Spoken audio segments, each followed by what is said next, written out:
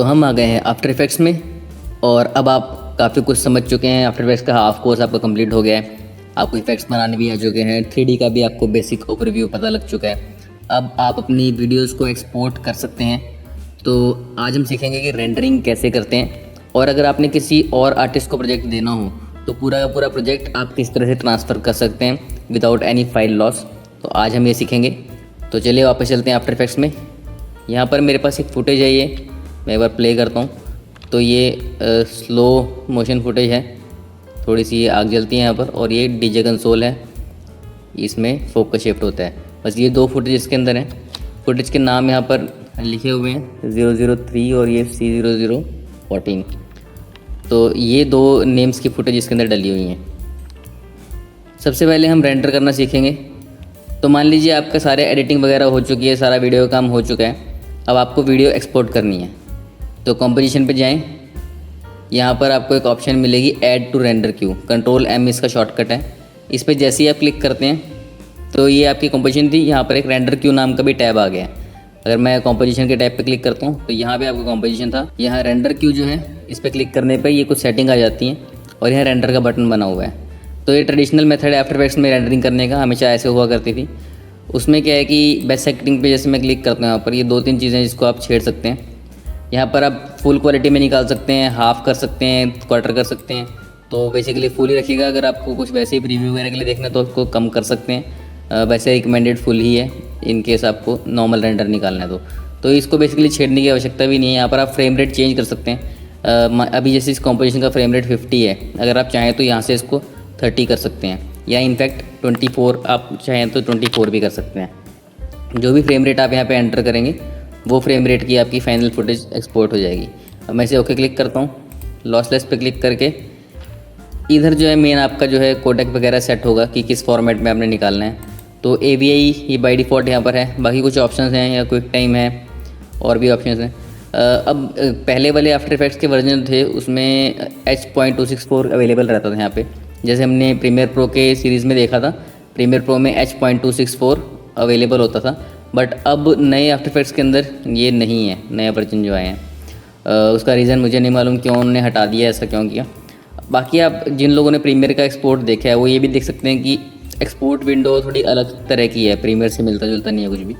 फिलहाल हम इसको AVI में कर लेते हैं। बाकी और ऑप्शंस भी यहाँ पर JPG सीक्वेंस वगैरह अगर आपने निकालना हो तो वो आप निकाल सकते हैं।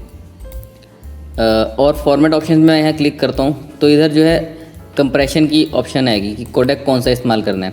कभी भी आप बाय डिफ़ॉल्ट अगर AVI निकालेंगे तो लॉसलेस आएगी वो, और उसमें जो है बहुत ज़्यादा बड़ी फाइल बन जाएगी। तो यहाँ पर आप जैसे Xvid है यहाँ पर, और इधर भी X264, ये अलग अलग जो है H.264 का कोडेक यहाँ पर पैक अवेलेबल है। तो इसको आप क्लिक कर लें। इसके बाद में अब मैं H.264 में, लेकिन AVI में, नॉट इन MP4, AVI में मैं इसको रेंडर कर रहा हूँ। ओके रेंडर करने के लिए कहाँ पे रेंडर करनी है, आउटपुट 2 पे आप क्लिक करके डिफ़ाइन कर सकते हैं। इधर मैं यहाँ पर नाम दे देता हूँ रेंडर, सेव। अब जब ये मैंने कर लिया उसके बाद में मैं इस पर रेंडर पे क्लिक करता हूँ और यहाँ रेंडरिंग शुरू हो जाएगी। आप देख रहे हैं ये सिंपली इस तरह से बार बढ़ रहा है। जब ये कंप्लीट हो जाएगा तो रेंडर हमारा कंप्लीट हो जाएगा और एक साउंड आएगी। तो ये रेंडर कंप्लीट होने की साउंड होती है आफ्टर इफेक्ट्स में। अब मैं जा कर के इस लोकेशन पे यहाँ देख सकता हूँ कि रेंडर नाम की फ़ाइल आ गई है, 2.58 MB की है। इसे मैं क्लिक करता हूँ तो ये जो यहाँ पर प्ले हो गई है।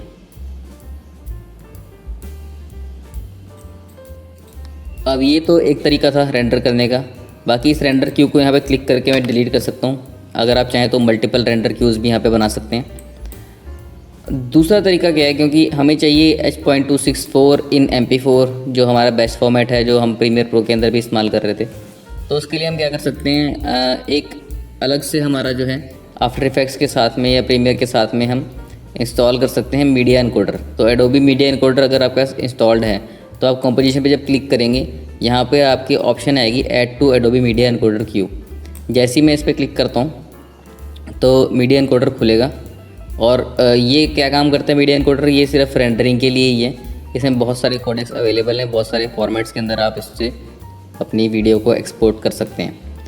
तो ये जैसे ही खुलेगा, यहाँ पर एक विंडो बनी हुई है, इसके अंदर ऑटोमेटिकली आपकी ये जो कंपोजिशन बनाई हुई थी इसकी रेंडर क्यू अपने आप बन करके आ जाएगी। ये हो कई बार थोड़ा सा देर में आती है, बट आप यहाँ पे वेट कीजिएगा तो यहाँ पर अपने आप ही वो चीज़ बन करके आ जाएगी। तो ये यहाँ पर जो है बन के आ गई है। और मैंने लास्ट टाइम जो भी रेंडर किया था वो JPG सीक्वेंस किया था, तो उसकी ऑप्शंस यहाँ पे दिखा रहा है। अगर आप यहाँ पर क्लिक करते हैं प्रीसेट वाले टैब पे, यहाँ पर क्लिक करते हैं तो ये एक डायनेमिक लिंक टाइप का कनेक्शन बनना शुरू होगा और थोड़ी देर में एक विंडो खुलेगी, जो कि एग्जैक्टली ये वही विंडो आ गई हमारे पास जो प्रीमियर प्रो में हमें नज़र आती थी। तो basically Premiere Pro by default ही मीडिया एनकोडर इस्तेमाल करता है रेंडरिंग के लिए, ठीक है। तो यहाँ पर हमारे पास सेम चीज़ आ गई है, एक्सपोर्ट वीडियो, एक्सपोर्ट ऑडियो। तो एक्सपोर्ट ऑडियो की ऑप्शन क्लोज है क्योंकि हम JPG अभी रेंडर कर रहे थे। फ़िलहाल मैं इसको वापस आकर के यहाँ पर H.264 पे क्लिक करता हूँ। अब हमारी एक्सपोर्ट ऑडियो की ऑप्शन भी यहाँ पर आ गई है। ये जो आउटपुट नेम लिखा है इस पर क्लिक करें तो आप उस पाथ पे जा सकते हैं जहाँ पे आपको इसको सेव करना है। अब यहाँ पे मैं इसका नाम कर देता हूँ रेंडर B, और यहाँ पे देख रहे हैं MP4 लिखा हुआ है, तो अभी MP4 में सेव होगी। इसको मैं सेव पे क्लिक करता हूँ और इधर में भाई आपको पता ही है जिन लोगों ने प्रीमियर प्रो की क्लास लगाई थी, बाकियों को मैं बता देता हूँ कि यूज़ मैक्सिमम रेंडर क्वालिटी पे क्लिक करना और इधर से जो है इस स्क्रॉलर को थोड़ा नीचे करके रेंडर एट मैक्सिमम डेप्थ पे क्लिक कर देना अगर आप बेस्ट क्वालिटी में रेंडर करना चाहते हैं। बाकी उसके अलावा आपके पास ऑप्शन बहुत हैं यहाँ पर। लास्ट टाइम भी मैंने ये समझाया था कि इसके अंदर एक छेड़ने वाली ऑप्शन नहीं है, VBR और CBR की ऑप्शन होती है। कांस्टेंट बिट रेट कर देंगे तो थोड़ी सी फाइल साइज़ आपकी ज़्यादा बड़ी होगी, तो हम इसको VBR पे रखते हैं और बाय डिफ़ॉल्ट 10 और 12 जो है काफ़ी अच्छी सेटिंग है। जितना आप मैक्सिमम बिट रेट बढ़ाते जाएंगे उतनी आपकी इमेज की क्वालिटी बढ़ती जाएगी, लेकिन उतना ही साइज़ भी आपकी फ़ाइल का बड़ा होता जाएगा। अगर आपको बेटर दिखने वाली क्वालिटी चाहिए तो आप इसको बढ़ा सकते हैं। आप इवन CBR पे क्लिक करके और उसके अंदर सिंगल ही ऑप्शन है उसको बढ़ा सकते हैं। टारगेट बिट रेट आपका बढ़ता जाएगा, क्वालिटी बढ़ती जाएगी, फाइल का साइज़ बढ़ता जाएगा। जितने इसको कम करोगे उतनी क्वालिटी घटती जाएगी और फाइल का साइज़ कम होता जाएगा। तो फिलहाल मैं VBR 1 पास पे कर लेता हूँ, क्योंकि ये क्या करता है, जो आपके पिक्सल रिपीट हो रहे होते हैं उन पिक्सल्स को जो है रिपीटेड पिक्सल्स को दिखाने में जो थोड़ा सा उसको क्वालिटी गिरा लेता है, तो उससे क्या होता है थोड़ा सा फाइल साइज़ और कम हो जाता है, बट वो विजुअली हमको पता नहीं लगता कि इससे कुछ क्वालिटी लॉस हो रहा है।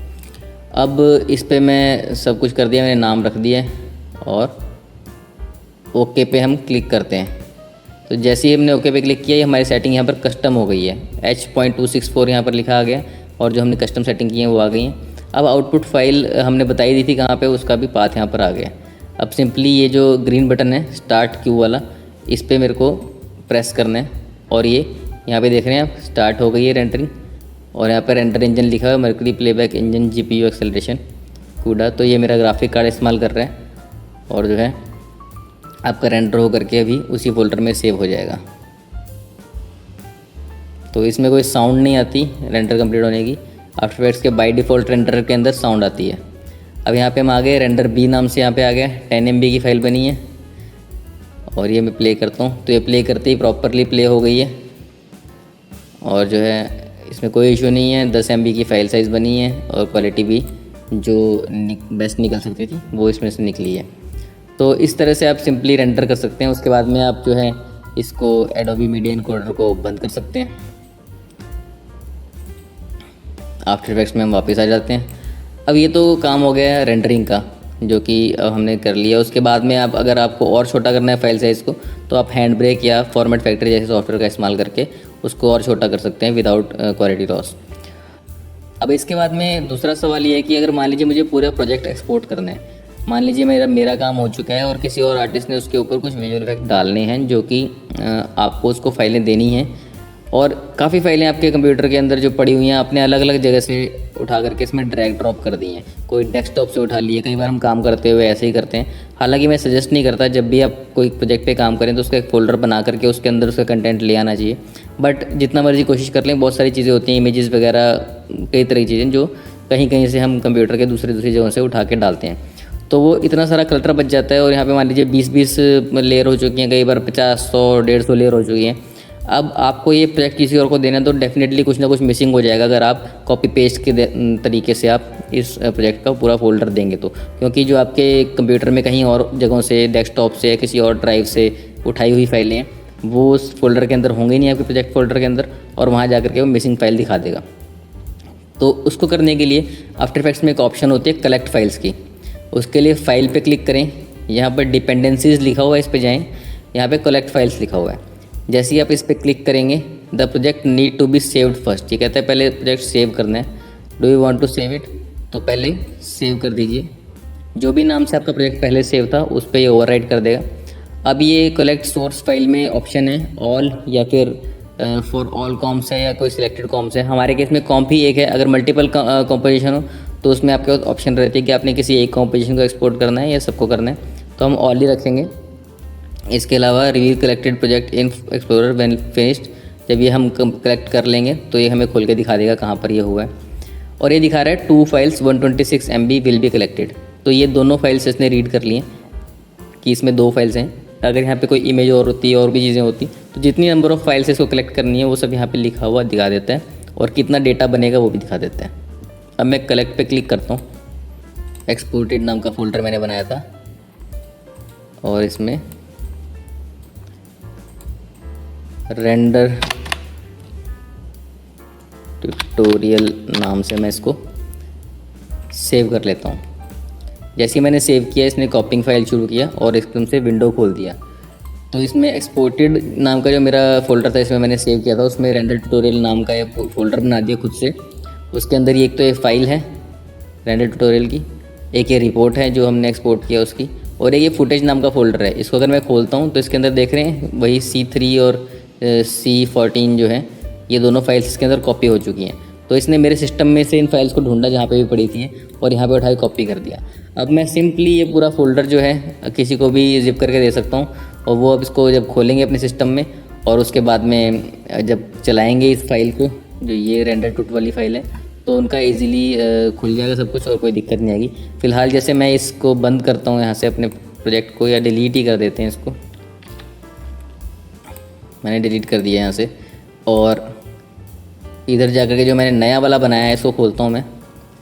तो ये पूछेगा कि पिछले में चेंज करने हैं सेव या नहीं। मैं डोंट सेव पे क्लिक कर देता हूँ। जैसे मैंने खोला इसको, ये देख रहे हैं फाइलें आ गई हैं। बट अब जो ये फाइल्स हैं, अगर मैं इस पर राइट क्लिक करता हूँ और यहाँ पर रिवील इन एक्सप्लोरर पे क्लिक करता हूँ, तो ये सीधा मुझे उसी में ले गया जो मैंने नया वाला अभी एक्सपोर्ट किया था, कलेक्ट फाइल्स वाला, कि यहाँ से फाइल कॉल हो रही है, ना कि ओरिजिनली जहाँ से मेरे कंप्यूटर में कॉल हो रही थी। तो इस तरह से आप इजीली प्रोजेक्ट को कलेक्ट फाइल्स करके एक्सपोर्ट कर सकते हैं और किसी के साथ भी शेयर कर सकते हैं। लास्ट ट्यूटोरियल के दौरान जो मैंने आपको प्रोजेक्ट फाइल दी थी सुपरमैन की, वो मैंने कलेक्ट फाइल्स करके इसी तरीके से एक्सपोर्ट किया था प्रोजेक्ट। अब ये तो रही बात रेंडरिंग की और एक्सपोर्ट करने की। रेंडरिंग में एक और इंटरेस्टिंग चीज़ आपको बता देता हूँ। मान लीजिए कई बार हमें क्या होता है कि पूरी की पूरी हमें वीडियो नहीं चाहिए, हमें सिर्फ एक फ़ोटो चाहिए इसमें से। ये मैंने मान लीजिए थंबनेल बनाना है, तो मुझे सिर्फ एक फ़ोटो चाहिए। उसके लिए हम क्या कर सकते हैं, यहाँ पर कंपोजिशन पे क्लिक किया और सेव फ्रेम एज की ऑप्शन है, इस पर मैं क्लिक करता हूँ तो ये यहीं पर रेंडर क्यू खुल जाएगी जैसे पहले खुली थी। बट इस केस में मैंने सेव फ्रेम एज किया तो पूरी वीडियो रेंडर नहीं होगी, सिर्फ एक फ्रेम होगा।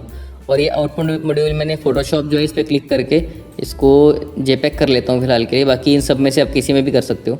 तो मैं JPEG पे क्लिक किया, ओके, और यहाँ पे आउटपुट में जा कर के इसका नाम रख देता हूँ